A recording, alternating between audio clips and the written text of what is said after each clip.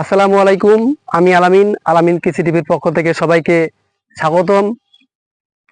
আজকে আমি যে বিষয়টি নিয়ে আপনাদের সামনে আলোচনা করব সেটি হচ্ছে মরিচ চাষি ভাইয়েরা, আমরা যারা মরিচ চাষ করেছি, মরিচের শুরুতে আমরা দেখি যে কিছু ফল আসে, ধরে যায়, সেই ফুল আমরা টিকাতে পারি না, এবং কি সেই প্রথম আমরা ফলনটা নিশ্চিত করতে পারি না।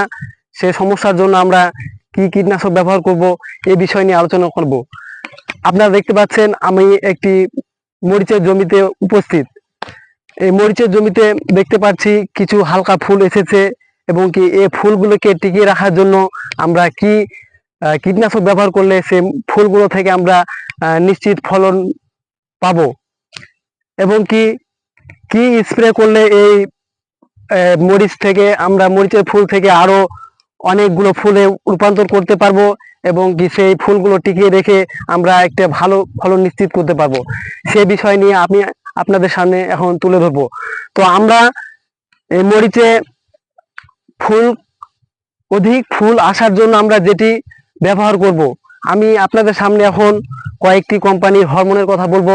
যেমন এশিয়াই কোম্পানির বায়োফার্টি, এটি দিলে আমরা যে কিছু অল্প সংখ্যক যে ফুল এসেছে, এই অল্প সংখ্যক ফুল থেকে আমরা অনেক ফুলে রূপান্তর করতে পারবো, এবং কি সেই ফুল থেকে আমরা ভালো ফলন নিশ্চিত করতে পারবো। তো আমরা খালি ফুল আনলে হবে না, এবং কি ফুলকে টিকিয়ে রাখার জন্য কি স্প্রে করব সেটিও মাথায় রাখতে হবে। আমরা ফুল আনার পরে যেটি স্প্রে করব, ফুল আনার জন্য যেগুলো স্প্রে করবো সেটি হলো, একটি হচ্ছে বায়োফার্টি, এবং কি আমরা এশিয়াই কোম্পানি আরো একটি প্রোডাক্ট ব্যবহার করতে পারি, সেটি হলো ফ্লোরা, এবং কি আরো কিছু কোম্পানির প্রোডাক্টের কথা আমি এখন বলবো, সেটি হচ্ছে আপনার বায়োনিলফা, শ্যাম কোম্পানি বায়োনিলফা। এই প্রোডাক্টগুলো যদি আপনি ব্যবহার করতে পারেন, তাহলে এই অল্প কিছু সংখ্যক ফুল থেকে আরো অনেক ফুলে রূপান্তরিত করতে পারবো, এবং কি আমরা ভালো ফলন নিশ্চিত করতে পারবো।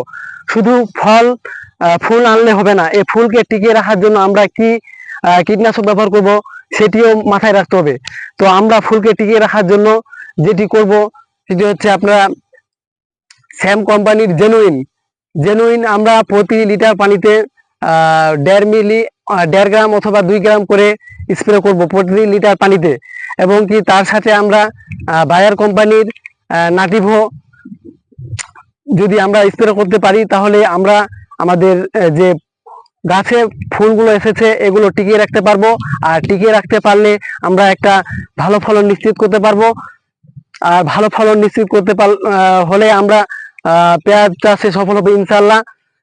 তো আজকের ভিডিও এই পর্যন্ত, দেখা হচ্ছে নতুন করে ভিডিওতে।